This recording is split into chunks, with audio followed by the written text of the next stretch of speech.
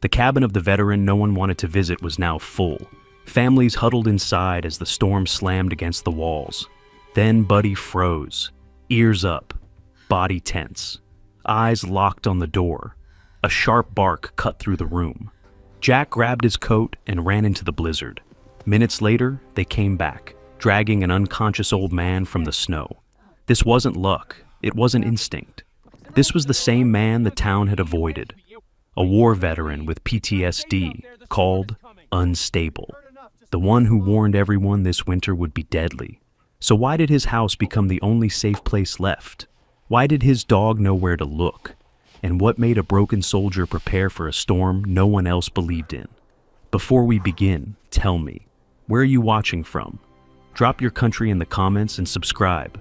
The wind arrived before dawn, scraping across the frozen plains of North Dakota and pressing against the small cabin as if testing its strength.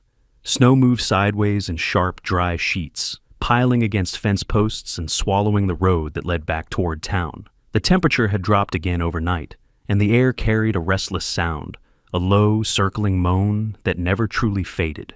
Jack woke before the sun, as he always did when the wind rose like this. He lay rigid on the narrow bed, eyes open, breath shallow, listening. He counted the seconds between gusts without realizing he was doing it, the way his body remembered even when his mind tried to forget. 48 years old, broad-shouldered but worn lean by years of hard labor and harder nights. Jack's face told its own quiet story. His jaw was squared by habit rather than confidence, his cheekbones sharp, the skin weathered and pale from long winters. A thin scar ran from his left temple toward his cheekbone, half hidden beneath a beard he trimmed unevenly when the days blurred together. Silver threaded through the dark brown hair at his temples, earned less by age than by pressure. The wind struck the cabin wall again, harder this time, rattling the window frame. Jack's body reacted before thought could intervene. His muscles locked, his right hand curled, fingers tightening as if closing around something solid and familiar. His breath caught sharply in his chest, and for a split second the room was no longer a cabin. The sound of the wind shifted, becoming the metallic scream of tearing sheet metal, the sharp crack of pressure snapping loose. He smelled dust and oil that weren't there, felt heat flash behind his eyes like a sudden flare. "Down!" he shouted, the word tearing out of him before he could stop it. Then Buddy was there. The German shepherd rose from his place by the door with smooth, practiced speed, as if he had been waiting for exactly this moment.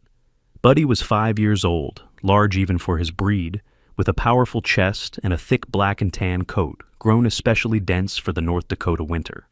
His amber eyes were steady and alert, always watching Jack first, the world second.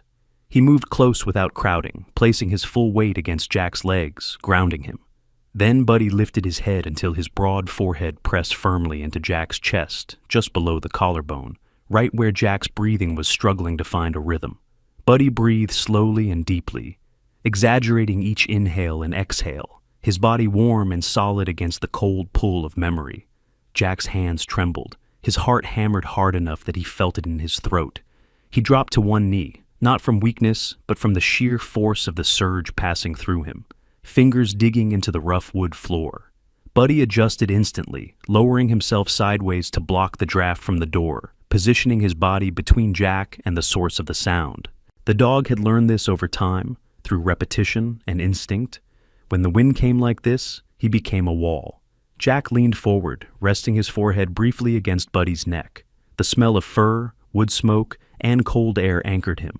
The present returned in fragments, the soft ticking of the old wall clock, the faint gray light filtering through frost-lined glass, the dull ache in his shoulders from hauling scrap lumber the day before. His breathing slowed, matched unconsciously to Buddy's steady rhythm.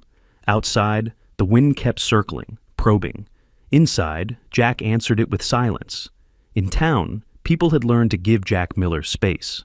They told themselves it was kindness, but it felt more like caution. He appeared at the edges of their routines, the feed store, the gas station, the hardware aisle just before closing. Jack was tall, still powerfully built beneath layers of worn coats and flannel, but there was something in the way he held himself that unsettled people. His posture was alert to the point of tension, shoulders slightly raised, as if bracing for impact that never came. His eyes moved constantly, scanning doorways, windows, the sky beyond the parking lot. Children noticed first. One winter afternoon, a truck backfired near the store, and Jack had dropped instinctively, hands up, breath sharp. A child cried. A mother pulled him close and said nothing, but the look she gave Jack lingered. Adults followed their children's instincts. When Jack stepped into a line, someone quietly shifted position. When he spoke too quickly or raised his voice without meaning to, conversations ended. Words like unstable and not right floated just far enough away that he couldn't confront them, only absorb them. Jack heard everything. He always had. He worked when he could, mostly physical labor that asked questions of muscle rather than mind. Roofing jobs, hauling scrap, clearing snow for people who preferred not to look him in the eye while handing him cash.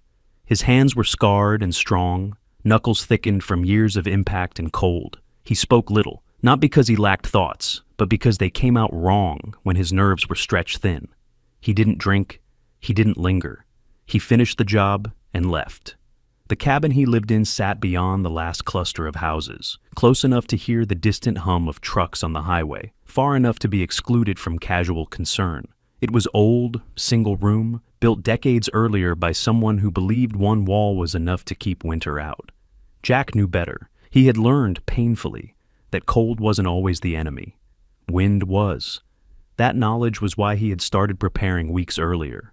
He hauled discarded boards from behind job sites, stacked hay bales under tarps, gathered moss from creek banks, while the ground was still soft enough to give. He worked with quiet urgency, measuring and remeasuring, leaving narrow gaps where air could move out instead of building pressure. It wasn't just preparation for survival. It was control. Each task gave his mind something solid to hold. He had tried to explain it once. Standing at the edge of a loose group near the general store, hands shoved deep into his coat pockets, Jack had spoken in short, clipped phrases. "It's not the cold," he'd said. "It's the wind. It pulls heat out, pumps it out. This winter, this one's different." Someone laughed, a quick sound meant to diffuse discomfort. Another man shook his head and said, "You're worrying again, Jack?" Jack had nodded, heat crawling up his neck, and stepped back. He hadn't tried again. Now, as morning light struggled through the storm, Jack moved through the cabin, checking seams and boards with methodical precision. Buddy followed, nails clicking softly, stopping whenever Jack stopped. Together, they listened. The wind found every weakness.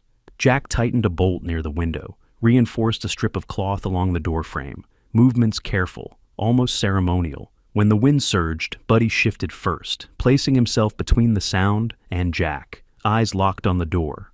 By mid-morning, the storm worsened. Snow erased the horizon, turning the world into white motion. The sound deepened into something heavier, more insistent. Jack stood at the window, watching the storm swallow everything familiar, and felt the familiar knot settle in his chest. Not fear for himself, but dread for what he knew was coming. People always waited too long. They trusted walls that had never been tested. Buddy sat at his side, ears forward, tail still, gaze fixed on the door. He sensed urgency in the air, a pressure building that had nothing to do with noise. Jack rested a hand on Buddy's head, fingers sinking into thick fur. "Not yet," Jack murmured, voice low, steadier than he felt. Outside, the wind gathered its strength. Inside, a man long considered broken stood ready. Not because he was fearless, but because he had learned to listen when the wind called his name. By the time the official warnings appeared on the evening news, Jack had already begun moving. The meteorologists spoke in careful language, probabilities, models, historical averages. But for Jack, the value of the forecast lay not in its certainty, but in its timing. This was the moment when preparation still mattered, when choices could still be made quietly, without panic. Jack did not prepare because he feared winter. He prepared because he understood delay. He had learned long ago that disasters rarely killed people outright. They killed through hesitation, through waiting one more day to fix a seam, reinforce a wall, check on a neighbor. This winter, according to every system now aligning across the plains, would offer very little forgiveness. Jack's days fell into a disciplined rhythm. Mornings were for work, whatever labor he could secure before snow and wind shut down the smaller jobs. Afternoons belonged to acquisition, discarded lumber behind construction sites. warped planks pulled from demolition piles, hay bought cheaply before demand rose. Evenings were reserved for assembly. He worked methodically, never rushing, never improvising unless forced to. Each board, each layer, each gap was placed with intent. Buddy followed him through every step, no longer just a presence at Jack's side, but an active part of the process. The German Shepherd paced the perimeter of the cabin while Jack worked, stopping when gusts hit hardest, ears lifting, body angling instinctively toward the windward side. Jack watched the dog as much as the weather itself. When Buddy paused, Jack adjusted. The changes to the cabin were subtle by design. Jack did not want attention. The additional boards followed the lines of the existing structure, creating a second skin that looked like little more than reinforcement. Hay and moss were hidden within cavities that allowed air to slow and escape rather than press inward. Moisture paths were left deliberately open at the base, screened carefully. Everything had a reason. Everything served the same goal: to stop moving air without trapping water. In town, autumn had begun to thin into something brittle.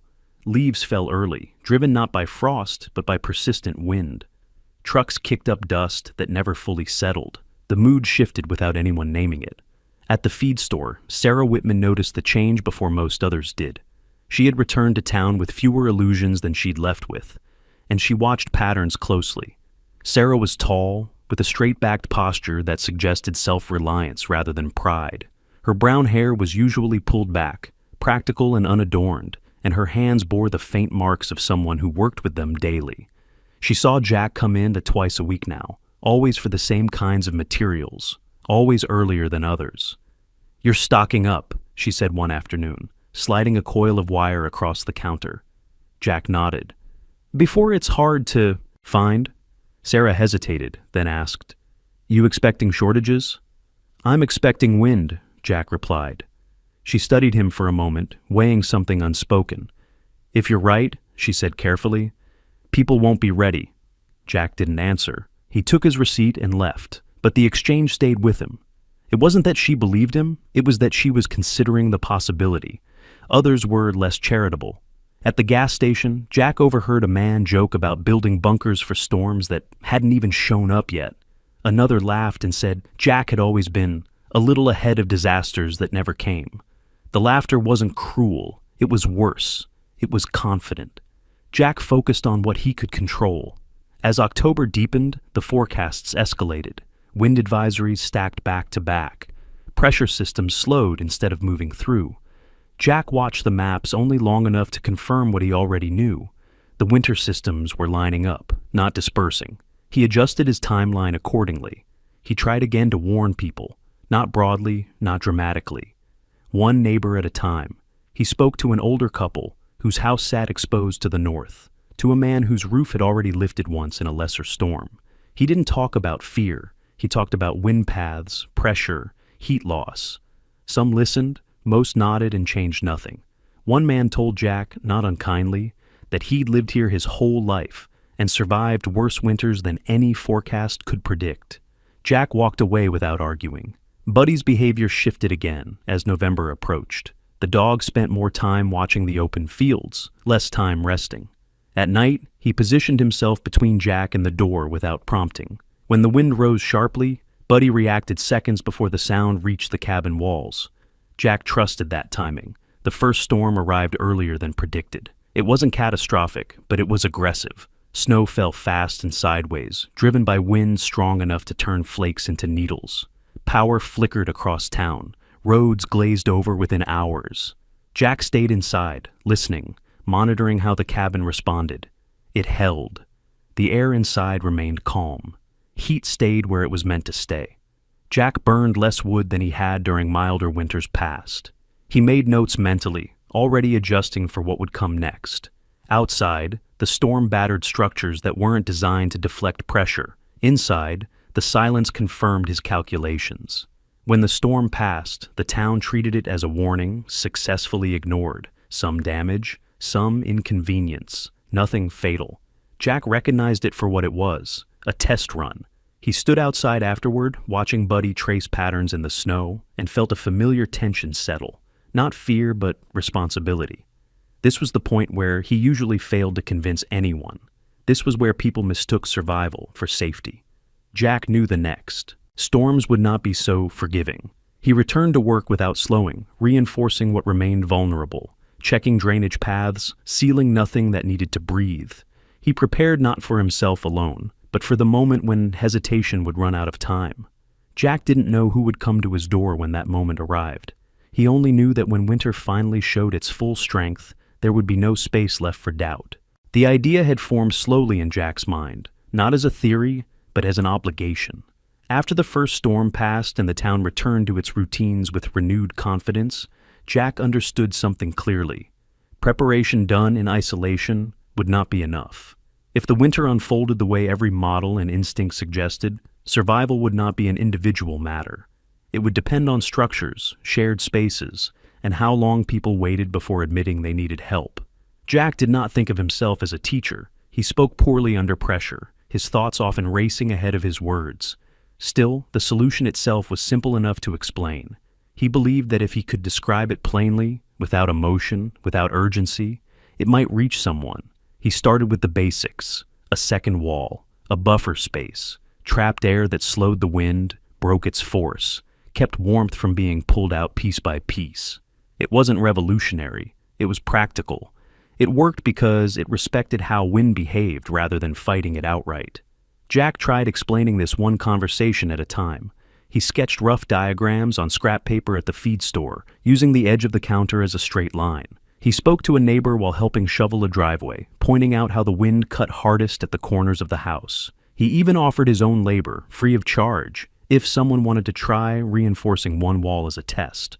Most people listened politely. Then they changed the subject. A few weeks later, the town council announced a public meeting to discuss winter preparedness. Normally, Jack would have stayed away. Meetings meant crowds, overlapping voices, and the kind of confined tension that made his skin crawl. But Buddy sat alert at his side that evening, watching Jack with the same expectant stillness he showed before storms. Jack took that as a sign, not of danger, but of necessity. The meeting was held in the old community hall, a low building with thin walls and high windows that rattled when the wind pressed against them. Folding chairs filled the room. People clustered in familiar groups, coats draped over chair backs, boots stamped clean of snow.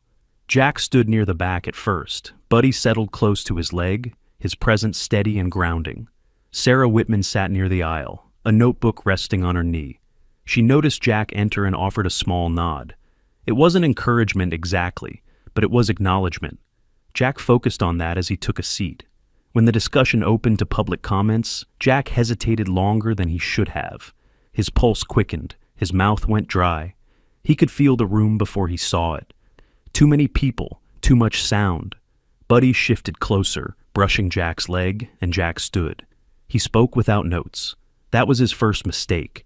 He explained the concept as clearly as he could, but the words came out sharper than he intended, clipped and urgent. He talked about wind pressure, about heat loss, about how single walls failed, not because they were weak, but because they allowed air to move where it shouldn't. His hands moved as he spoke, sketching invisible shapes in the air. His eyes flicked from face to face, searching for understanding, then darting away when he didn't find it. A man near the front interrupted him. His name was Paul Hendricks, a broad-shouldered local contractor in his early 50s, with a thick mustache and the easy confidence of someone used to being listened to. Paul leaned back in his chair and crossed his arms. "So, you're saying everyone here needs to rebuild their house before winter?" Jack shook his head quickly. "No, I'm saying you need to stop the wind. You can do it in stages, one wall, one side. It's not—" Another voice cut in, this one tinged with impatience. "We've lived here our whole lives. We know winter." Jack felt the familiar tightening in his chest. He tried again, slower this time, but the tension in his voice betrayed him. "This one's different," he said. "The systems aren't moving through. They're stacking. When that happens—" Paul smiled, not unkindly, but with a hint of condescension.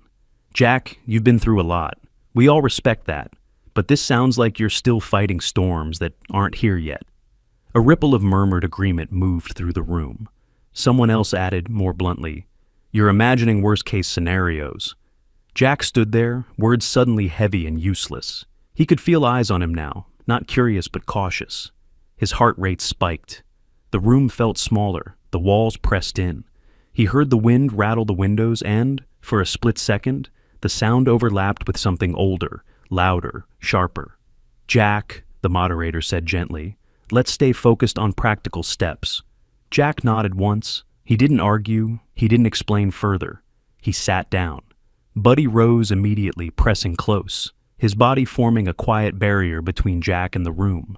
The dog's amber eyes remained calm, his breathing steady, a counterpoint to the storm gathering in Jack's chest. The meeting moved on. Lists were made, sandbags were mentioned, emergency kits, nothing structural, nothing preventative. Jack listened in silence until it was over.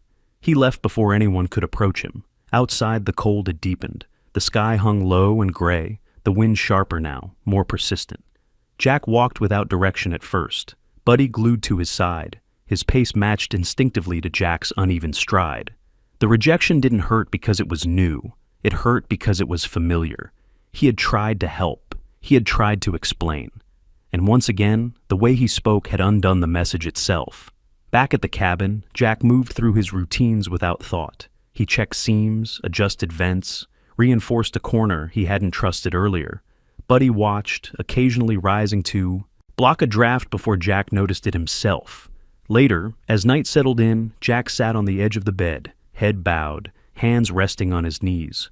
Buddy leaned against him, solid and warm. "I tried," Jack said quietly. He didn't know who he was speaking to. Maybe Buddy, maybe himself.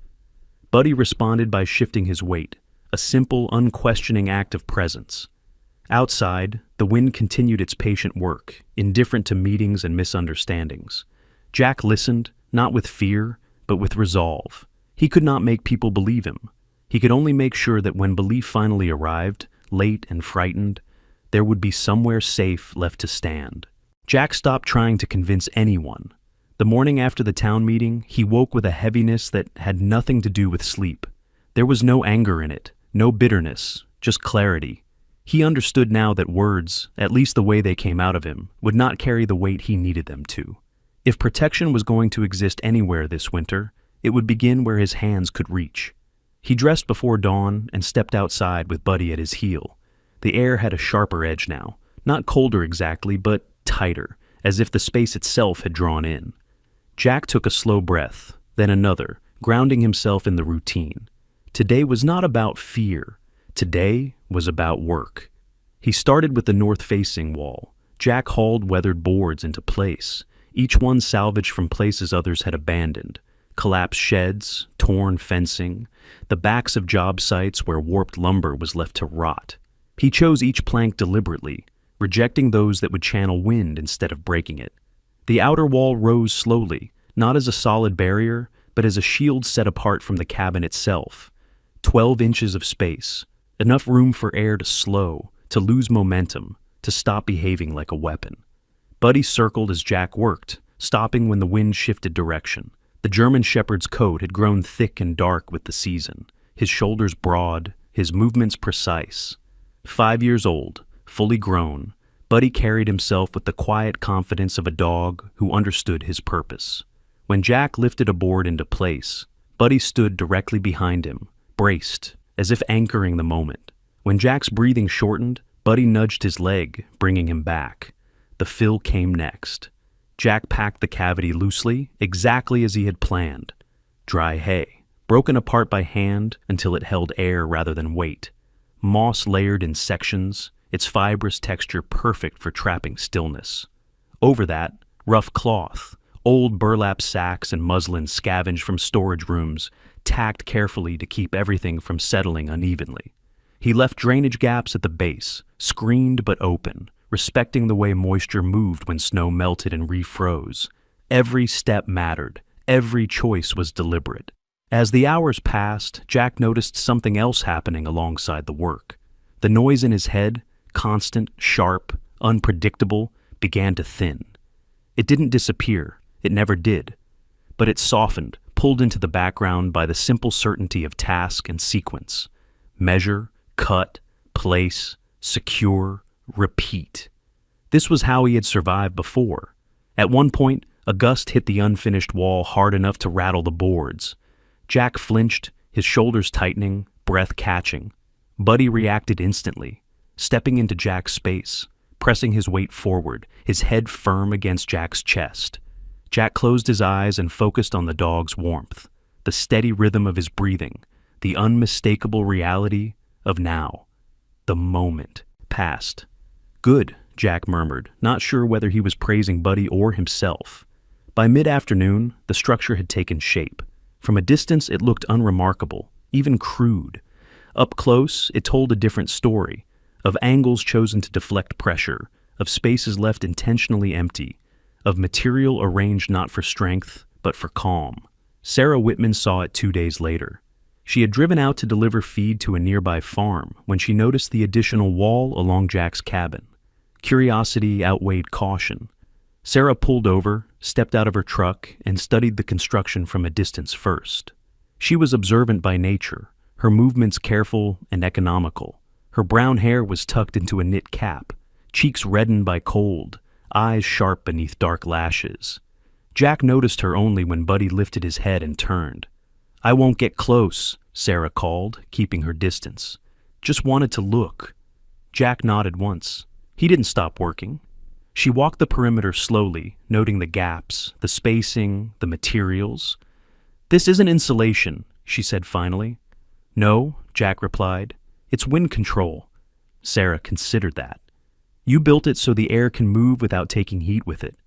Jack glanced at her, surprised. "Yes." She smiled faintly, not triumphantly, but with quiet recognition. "My father used something like this for ice storage when I was a kid. Said the worst thing you could do was trap moving air." Jack returned to his work. He didn't trust himself to respond properly. She didn't press.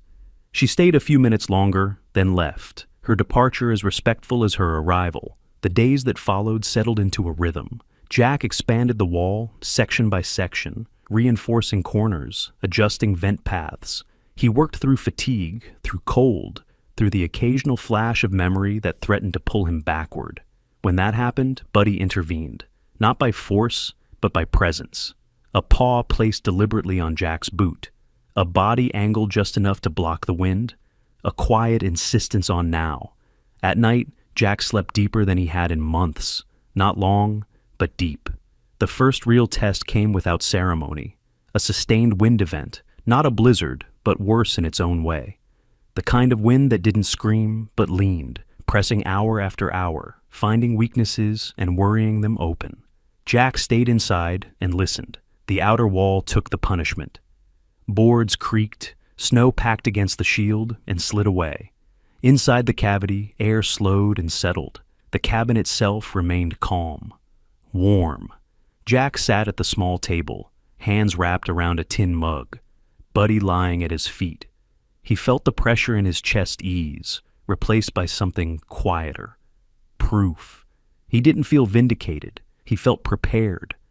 As the wind died down the next morning, Jack stepped outside and inspected the damage. There was some scuffed boards, shifted fill, but nothing structural, nothing catastrophic. He made notes in his head and began repairs immediately. This wall would not last forever. He knew that. Nothing did. But it would hold long enough for what was coming. Jack looked out across the open fields, the horizon already beginning to blur with distant snow, and felt a steady resolve settle in. He could not stop the winter. He could not change how people saw him. But he could build something that stood when everything else gave way. The first blizzard did not arrive with drama. It came early, quietly at first, as if testing whether anyone was paying attention. Snow began before dawn, light and dry, then thickened by mid-morning as the wind rose and settled into a steady, punishing direction. By noon, visibility collapsed. Roads disappeared. The town retreated indoors and waited for the storm to pass the way it always had. It did not pass. By late afternoon, the wind found every weakness it had been searching for. In single-wall houses, heat fled through seams and corners, siphoned away by pressure differences no one could see. Stoves burned harder and longer, yet rooms remained bitter. Water in pails glazed over even when placed beside iron stoves glowing red. Condensation froze on interior walls, turning breath into frost and wood into a conductor of cold. People added blankets, then coats, then hats. The storm was not violent in bursts. It was relentless in duration. At Jack's cabin, the sound outside deepened into a sustained force, a heavy, leaning pressure that pressed snow into drifts and tried, again and again, to pry warmth loose. Inside, the air stayed calm, not warm in a luxurious way, but stable. The small stove worked steadily instead of desperately. Jack moved through the space with practiced economy, checking vents and drainage gaps, adjusting nothing that did not need adjusting. Buddy lay near the north wall, his body angled toward the windward side, ears flicking with each shift, amber eyes alert but untroubled. Jack noticed the difference most clearly in his breathing. It remained slow. The pressure in his chest did not spike. The cabin held, and with it, so did he. By evening, word spread that something was wrong across town. Power failed in sections. A burst pipe flooded one basement before freezing solid again. A family abandoned a back room entirely, sealing the door with towels and tape to keep the cold from overwhelming the rest of the house. No one spoke of evacuation yet. Pride still had time to work. Emily Hart arrived at Jack's place just before nightfall. She walked from the road, leaning into the wind, her parka cinched tight. Emily was in her early 40s, average height, with a practical build shaped by long hours standing in classrooms and longer evenings grading papers. Her dark blonde hair was braided tightly to keep it from whipping loose, her cheeks flushed raw by cold. She carried a canvas bag slung across her shoulder, the weight of it evident in the way it pulled her posture forward. Emily taught 5th grade at the elementary school, known less for warmth than for fairness. She believed in numbers, in evidence, in teaching children how to check their assumptions. Jack opened the door before she knocked. Buddy had lifted his head moments earlier, attention fixed on the approach. "I heard you were holding temperature," Emily said, her voice clipped by the wind. "May I come in?" Jack stepped aside. He did not comment. Inside, Emily paused, visibly registering the difference. Not comfort exactly, but the absence of strain. She removed her gloves, flexed her fingers, then reached into her bag and pulled out a thermometer. Mercury, old-fashioned, precise. She set it near the interior wall, 3 feet from the stove, then checked the time on her watch. "I'll wait," she said. They did not speak while the seconds passed. Buddy watched her with calm interest, tail still, posture relaxed.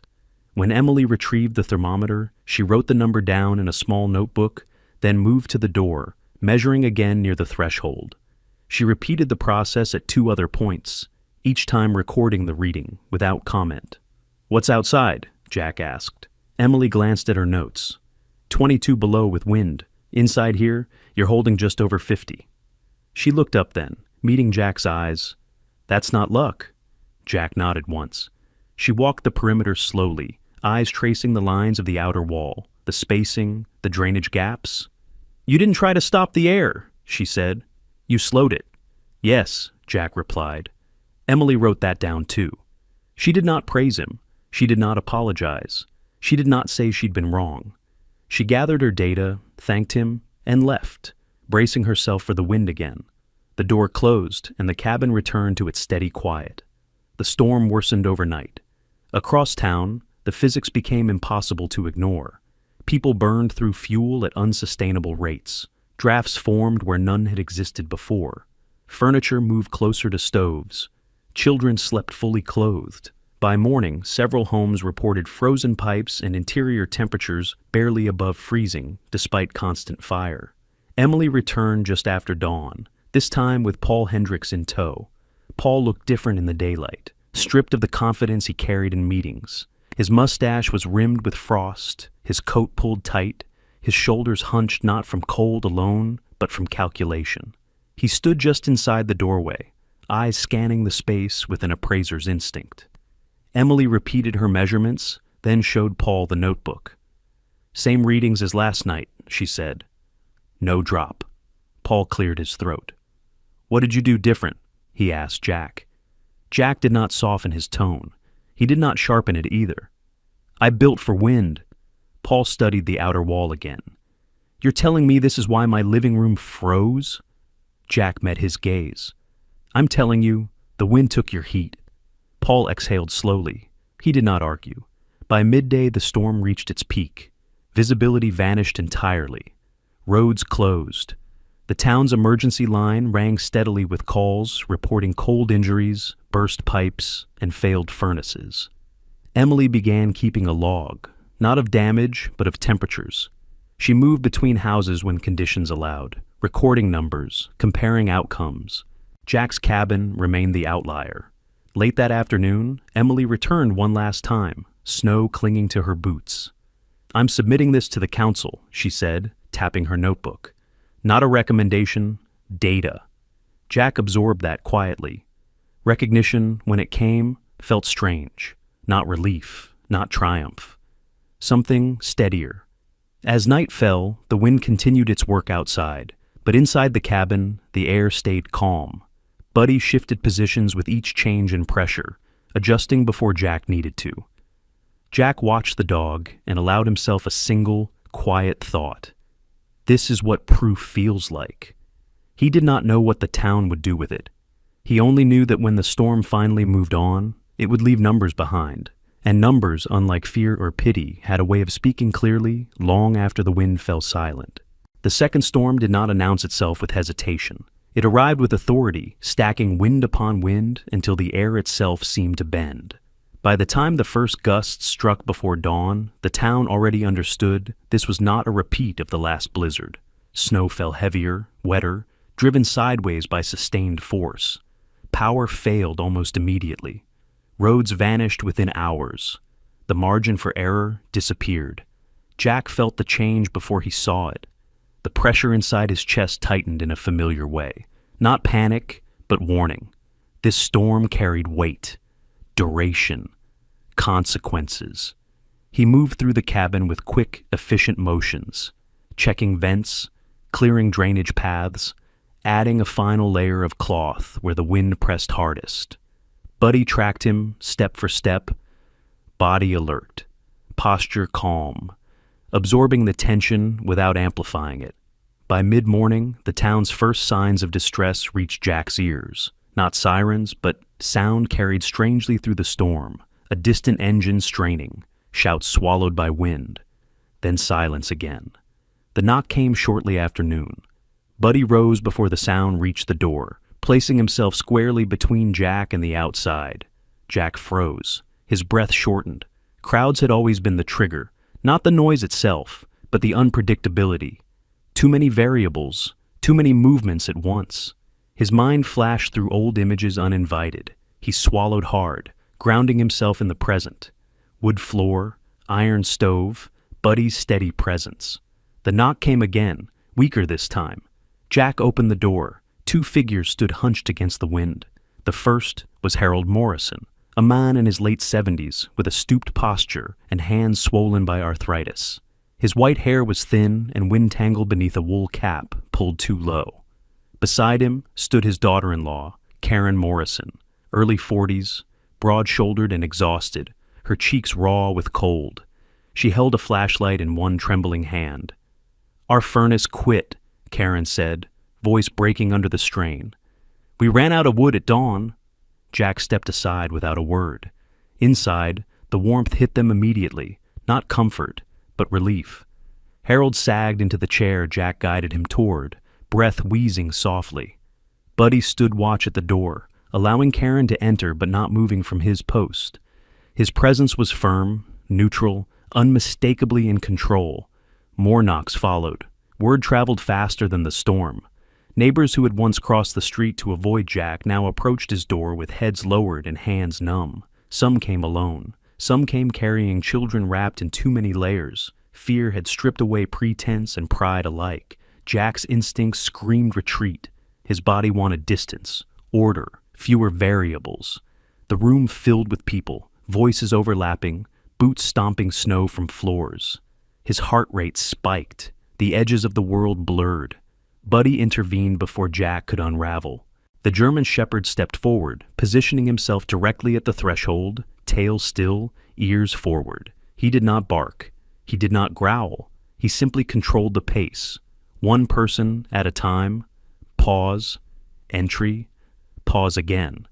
When someone moved too quickly, Buddy leaned, not aggressively, but insistently, until the motion slowed. The effect was immediate. The room settled. Jack found his voice through structure. "Elderly first," he said, louder than he felt. "Then kids, middle of the room, stay away from the walls." People listened. Jack pointed, assigned places, created lanes through the space. The fear in his chest did not disappear, but it transformed, channeled into focus. He was no longer reacting. He was organizing. Karen Morrison returned to the storm with two younger men, Tom Weaver, a wiry mechanic with grease-stained hands and a permanent frown, shaped by years of engines that never cooperated, and Luis Ortega, a quiet farmhand in his 30s with dark hair and a calm, deliberate way of moving. They brought blankets, canned food, a sack of bread. Jack nodded once, approval without ceremony. Emily Hart arrived an hour later, snow-crusted along the hem of her coat, notebook tucked inside her parka. She took in the scene quickly, numbers of people, spacing, airflow. She did not interfere. She simply helped where needed, ushering children toward the center, guiding an elderly woman, Mrs. Dalton, thin and bird-like, her hands trembling uncontrollably, into a chair near the stove. Sarah Whitman followed not long after, carrying a thermos and a crate of supplies from the feed store. She looked different tonight, less composed, hair escaping its knot, eyes sharper with concern. She met Jack's gaze briefly. There was no apology in it, only resolve. The storm intensified as afternoon slipped into evening. Outside, wind screamed through the town, rattling structures already weakened by the first blizzard. Inside Jack's cabin, the air remained still. Heat held, bodies pressed closer, not from panic, but necessity. Children fell asleep first, their breathing soft and even. Adults followed, exhaustion overtaking fear. Jack remained standing. The noise of so many people should have broken him. Instead, the order he had imposed held firm. He moved among them quietly, checking on Harold's breathing, adjusting blankets, refilling cups of water. Buddy never left the door. He rose when someone stirred, settled again when the room calmed. The dog's presence anchored the space as surely as any wall. At one point, the wind struck so hard the cabin creaked in protest. Several people gasped. Jack flinched, but only for a heartbeat. Buddy pressed into his leg, solid and warm. Jack exhaled and kept moving.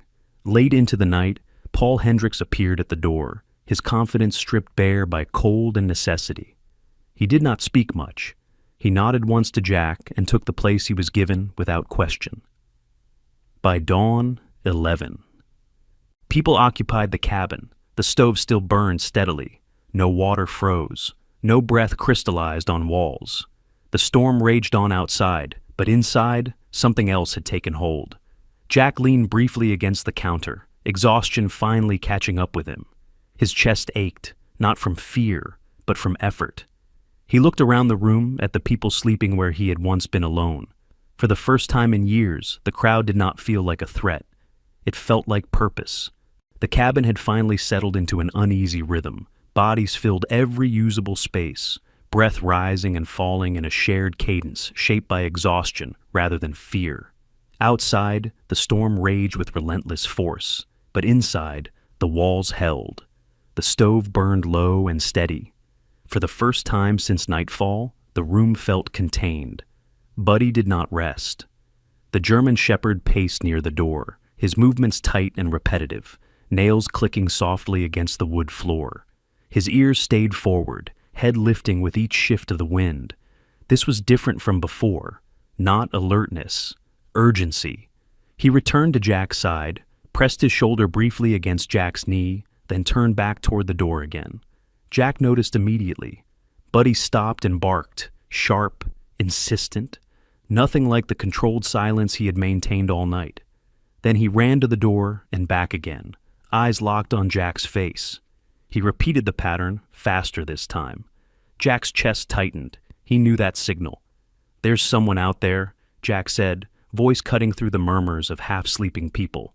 Several heads lifted. Emily Hart was the first to speak. "Are you sure?" Buddy answered by barking again, pawing at the door, then freezing, body angled outward as if listening through the wall itself. Jack didn't hesitate. He pulled on his coat, hands steady despite the surge of adrenaline. The storm howled outside, white and blinding. His instincts screamed danger. PTSD whispered worst-case scenarios. But this wasn't memory. This was now. "I'm going," Jack said. "No," Sarah Whitman said sharply, already moving toward him. She looked smaller than usual in the heavy coat, her slim frame swallowed by layers, brown hair tucked beneath a wool hat. Her face was pale, eyes dark with concern. "You're not going alone." Two others stepped forward. Tom Weaver grabbed a rope from the corner, his wiry frame tense but determined. Luis Ortega pulled his scarf tighter, nodding once without speaking. Emily closed her notebook and slid it into her bag, jaw set. Jack shook his head. "Too many people makes it worse." Buddy barked again, impatient now. Jack met Sarah's eyes. "I'll follow him." Sarah hesitated, then stepped back. "We'll keep the fire going. Bring whoever it is straight in." Jack opened the door. The storm swallowed him whole. Snow erased distance and direction alike. Wind tore at his coat, forced its way into every seam. The world narrowed to sound and motion. Buddy surged ahead, his dark shape barely visible against the white, moving with certainty Jack could not afford to question. Jack tied the rope around his waist, the other end secured to a beam inside the cabin, a lifeline against disorientation. Buddy stopped abruptly. Jack nearly collided with him. The dog lowered his body, nose buried in snow near the ground, then lifted his head and barked once, short, sharp. "There!" Jack shouted into the wind. They moved forward together, Jack stumbling, Buddy steady. Shapes emerged slowly from the storm, the warped outline of an old livestock shed, its roof sagging, boards half buried, and near it, a figure collapsed against the drift. An old man. He lay curled on his side, movements shallow, breath barely visible. His coat was thin, soaked through, frost clinging to the edges of his beard. His name was Walter Klein, 82 years old, a retired farmer who had refused to leave his property when the first storm warnings came. He was tall once, broad-shouldered in his youth, but now shrunken by age, his white beard untrimmed, skin gray with cold. Pride had shaped his life. Stubbornness had nearly ended it. Jack dropped to his knees beside him, shielding the man from the wind as best he could. "Sir," Jack said loudly, "can you hear me?" Walter's eyes fluttered open briefly, unfocused. Buddy pressed in immediately, his body curved around the old man's torso, blocking the wind completely. The dog's thick coat absorbed the cold, his warmth unmistakable. He did not move when Jack tried to reposition him. He simply adjusted, closer still, nose pressed near Walter's chest, breathing slow and deliberate. "He's hypothermic," Jack shouted back toward the cabin, though no one could hear him. "We need to move." Tom and Luis appeared through the snow, moments later, following the rope. Together, they lifted Walter carefully, Jack directing every motion. Buddy stayed pressed against the old man until the very last second, then moved ahead, clearing the path back. The return felt longer. Wind fought them every step. Snow stung exposed skin. Jack's lungs burned, not from panic, but exertion. His mind tried to fracture, old instincts clashing with present danger. But Buddy remained visible, constant, a dark shape cutting through white chaos. When they reached the cabin, hands pulled them inside immediately. Warmth rushed in. The door slammed shut. Walter was laid near the stove, blankets layered carefully. Emily knelt beside him, checking pulse, color, responsiveness. Karen Morrison brought hot water. Sarah wrapped towels around his hands. Jack stood back, chest heaving, vision swimming. Buddy lay down beside Walter without being told. He pressed his full length along the old man's side, radiating heat, refusing to move even when someone tried to adjust the blankets. Walter's breathing steadied gradually, shallow but consistent. Color returned to his cheeks. Hours passed. The storm did not ease, but inside, something shifted. People watched Buddy more than they watched the fire. Children whispered. Adults spoke softly. The room held a reverent quiet. Later that night, when exhaustion finally forced Jack to sit, He watched Buddy lift his head briefly, check Walter's breathing, then settle again. The dog's amber eyes met Jack's for a moment, steady, unafraid. Jack felt something loosen in his chest. For years, he had believed survival was a solitary act, something done quietly, at the edges, without witnesses. That night, watching his dog guard a man the town had forgotten, Jack understood the truth. He was not standing alone against winter. He and Buddy were holding the line for everyone. Spring did not arrive all at once. It came cautiously, in pauses between storms, in afternoons where the wind loosened its grip just enough to let light settle on the snow without blinding it. Drifts shrank unevenly, revealing fence posts and roads that had been erased for months. The town emerged slowly, as if unsure whether winter might still change its mind. Jack watched the thaw from his porch, Buddy seated beside him, both quiet. Survival had shifted the town's posture. People moved differently now, less hurried, more deliberate. They spoke to one another longer than necessary. They checked doors and windows twice, not out of fear, but out of habit learned the hard way. When the roads reopened, the town council called another meeting. This time, the room filled early. Jack stood near the back again, Buddy at his side, but the air felt different. Fewer whispers, more nods. Emily Hart presented her notes without flourish, laying out temperature records, fuel consumption, repair costs, and outcomes. The numbers spoke plainly. No one interrupted. Paul Hendricks cleared his throat when it was his turn. He did not perform confidence this time. He acknowledged mistakes, credited preparation, and proposed a practical plan. Grants for windbreak retrofits, shared labor days, materials pooled at cost. He looked at Jack once, briefly, and said, "We learned." The vote passed unanimously. The work that followed was communal and unremarkable in the best way. Walls gained second skins, corners were softened to break pressure, drainage gaps were respected. The town learned the language of air, how to slow it, guide it, let it pass without stealing warmth. Jack joined when asked and stepped back when the crowd grew too loud. No one mistook that for indifference anymore. Emily began stopping by in the evenings, sometimes with measurements to confirm, sometimes with nothing at all. She was careful with space, attentive without hovering. Her presence felt like weather that had learned restraint. In daylight, she was practical as ever. Dark blonde hair braided, sleeves rolled, hands steady as she marked a cut line or tightened a bolt. At dusk, she walked with Jack and Buddy along the edge of the fields, the three of them listening to the wind without needing to name it. Jack's nights changed first. He slept longer between waking. When he startled, Buddy grounded him quickly, but the episodes lost their sharpness. PTSD did not leave. It loosened its grip. Jack learned to recognize the early signs and respond with structure, breathing, task, touch. The town learned too. When Jack stepped outside a meeting or paused mid-conversation, no one filled the silence with judgment. They waited. Walter Klein recovered in a neighbor's spare room, stubbornness intact, gratitude quieter than pride, but present. He visited Jack once, hat in hand, eyes damp, words few.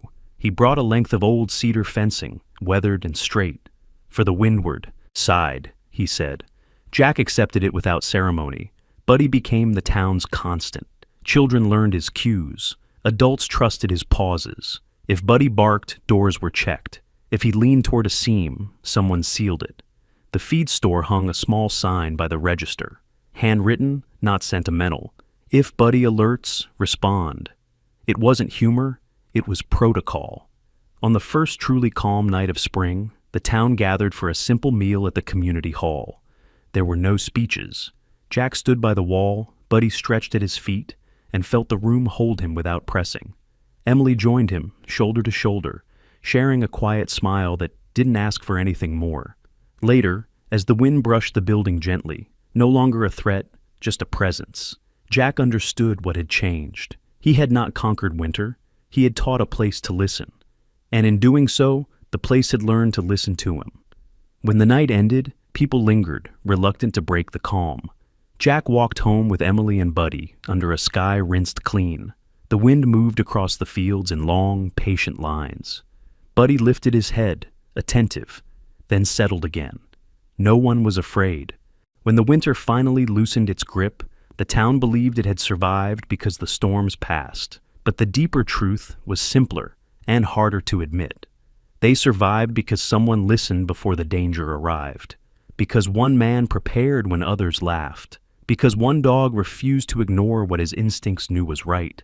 Sometimes miracles don't come as fire from the sky or voices from the clouds.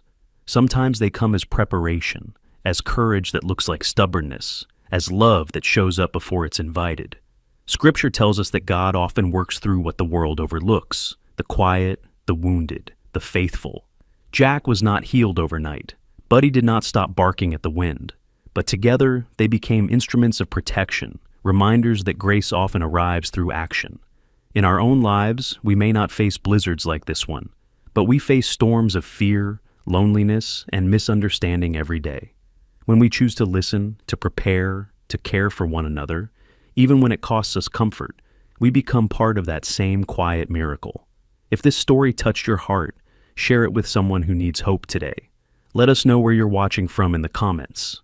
Subscribe to the channel so more stories like this can reach those who feel unseen. And may God bless you, protect your home, and guide you through every storm you face.